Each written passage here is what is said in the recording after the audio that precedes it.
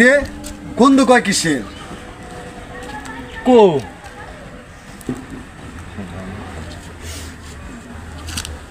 তুই নাস না কয়দিন?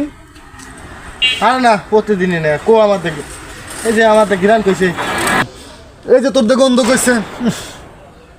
ভাই সত্যি কথা কি এই ঠান্ডা আসার পরে আমি একদিনও নাইনি তোর কাছে কলাম তুই ভাই কারো কাছে কইস না ওই আসিন শোন, সেটা কথা কব তো, কিন্তু কারো কাছে কইস না।